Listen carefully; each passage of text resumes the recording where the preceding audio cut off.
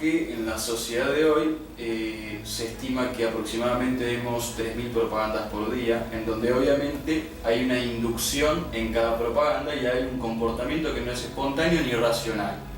Es decir, una persona tomando Coca-Cola feliz que te habla de destapar felicidad con un producto que químicamente genera el perjuicio, ¿no es cierto?, del propio organismo, ¿no? Entonces vemos que vivimos en una sociedad que está rodeada de emociones o de inducciones que no son espontáneas, que incluso son prefabricadas en laboratorios de marketing. ¿Es posible que eso repercuta en los altos niveles o en los crecientes niveles de ansiedad y de hipersensibilidad que vive la población? Bien, lo que vos decís es cierto, por lo que hablamos anteriormente, que las emociones son más fuertes que el raciocinio, ¿no? La gente cae en esa trampa, si digamos, una trampa publicitaria, y peor, no solo cae en las publicidades, sino como hablamos de la política, como uno vota también tiene mucho que ver con eso, ¿no? Porque los políticos utilizan las mismas estrategias que el neuromarketing, ¿no? O sea, esas estrategias de buscar nuestro cerebro, que no es perfecto, ese es el tema. Nuestro cerebro, si bien es el órgano más complejo y ha hecho que cambiemos la Tierra de una forma que nunca antes se ha visto y llegamos a la Luna y tenemos 10.000 cosas positivas del cerebro, pero el cerebro está lejos de ser perfecto, ¿no? Tiene un montón de limitaciones y lo que hay que tener es que el cerebro evolutivamente creció, pues evolucionó y mejoró para sobrevivir, no para encontrar la edad ni para elegir la mejor bebida que nos hace bien, ¿no? Evolucionó en un contexto muy distinto al actual, ¿no? No había supermercados, uno iba bosque y como la sabana africana y encontraba y comía lo que encontraba, ¿no? No tenía una góndola de supermercado para elegir lo que iba a comer, ¿no? Es muy natural, digamos. Encontraba y generalmente el alimento siempre tuvo que ser escaso, ¿no? Porque las poblaciones, cuando hay alimento, tienden a crecer y a la larga siempre tiende a autocontrolarse, ¿no? Pero hoy no existe eso, hoy capaz hay sobreabundancia, gracias a la tecnología hay sobreabundancia. En un supermercado tenemos que una cantidad de variedades de cosas que un ser primitivo no lo tenía en toda su vida, ¿no? Entonces el contexto es muy distinto, ¿no? Pero frente a ese contexto hay gente, bueno, que conoce cómo funciona el cerebro, que a veces lo conoce intuitivamente, no es que son grandes científicos, pero intuitivamente se da cuenta de cómo actúan los seres humanos. Claro. Digamos, puede ser engañosa, un criterio ético, puede ser engañoso. Puede ser manipulador, pero la verdad es que el ser humano es más emocional y le cuesta controlar sus emociones y a veces no se da cuenta, y a veces piensa, es más racional que lo que realmente es. O sea, nosotros vemos en un supermercado, se ha visto muchas veces que la decisión de tomar un producto es anterior al pensamiento. Sí. O sea, es inconsciente, y uno ya va, toma el producto, y si uno le pregunta a esa persona va a decir, no, yo lo hice consciente. Pero si hace el estudio, se da cuenta que la decisión del cerebro de extender la mano para tomar ese producto fue anterior al pensamiento. Eso se vio en investigaciones un poco más complejas que estamos hablando, se vio que a veces hay mucho automatismo en nuestra conducta, ¿no? Uno lo hace automático, ¿no? Sabe por qué lo hace. A veces piensa que lo razonó, y si uno lo estudia bien, muchas de esas conductas fueron inconscientes, ¿no? Y obviamente depende del lugar de la góndola, y eso obviamente, a veces por eso uno invierte más muchas veces en el packaging, ¿no? que en el contenido que está dentro, ¿no? La industria de cosméticos es increíble el marketing, ¿no? Que hay, o sea, mucho más que en alimentos, ¿no?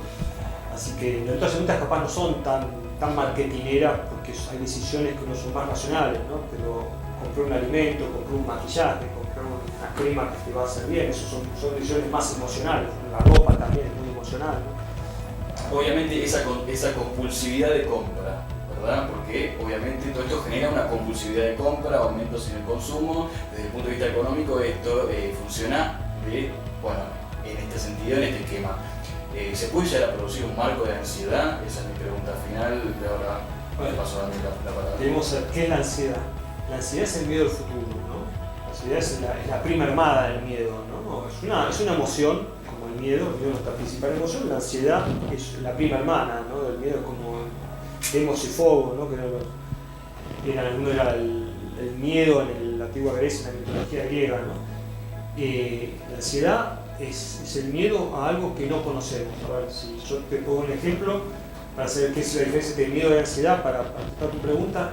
Pero si yo, siguiendo el tema del bosque, si voy a un bosque y me encuentro un tigre, voy a tener miedo, porque es una amenaza inmediata, ¿no? Tengo miedo, trato de huir, atacar con un tigre, no creo que sea una buena, excepto que uno tenga un arma, no sea una buena estrategia, en general tendería a huir, pero bueno, tengo que huir o atacar, ¿no? El ser humano ya de por sí es algo inmediato, en ese caso capaz huiría, me treparía un árbol, ¿no?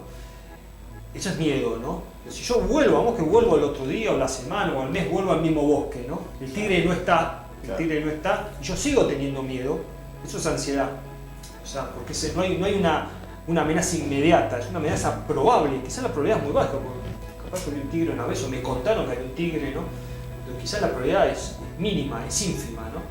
Pero si yo sigo pensando y sigo teniendo miedo, a pesar que la probabilidad sea baja, eso es ansiedad. Por ejemplo, si yo veo un tigre, digamos, ¿no? En un zoológico, no hay ninguna probabilidad que me ataque, y sigo teniendo miedo, eso ya es una fobia, ¿no? Que es un trastorno de ansiedad, ¿no? Pero la ansiedad es algo que el humano siempre lo tiene, porque tiene la capacidad de planificar su futuro, ¿no? No de ver el futuro, pues sea premonición, pero sí de saber que hay ciertas probabilidades de que cosas sucedan en el futuro en base a la conducta que yo tengo. Y esa es la ansiedad. A ver, si la ansiedad puede ser provocada por un deseo, digamos, bloqueado o inhibido, ¿no?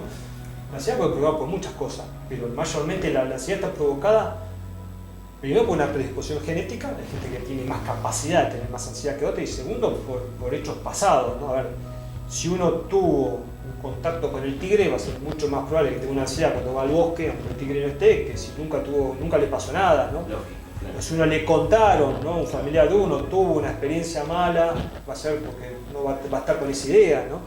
Entonces eso es lo que provoca ansiedad, ¿no? Realmente es un circuito que tiene que ver la amígdala, es un circuito que está activo, y un aprendizaje quizás equivocado, porque quizás las probabilidades son tan bajas que suceda que es irracional. A veces la ansiedad cuando se pone un trastorno es porque es irracional, pero a veces llega a tener una fobia, porque la realidad es que la probabilidad es tan baja que no es ni necesario ni conveniente que uno tenga miedo, ¿no? Si la probabilidad fuera alta, sí, mejor que se cuide, ¿no? Las probabilidades son muy altas y el riesgo es muy alto, pero la mayoría de las veces no son, los riesgos son muy bajos, y a veces lo incoherente es que a veces no tienen miedo a otras cosas que capaz las probabilidades son mucho más altas, ¿no?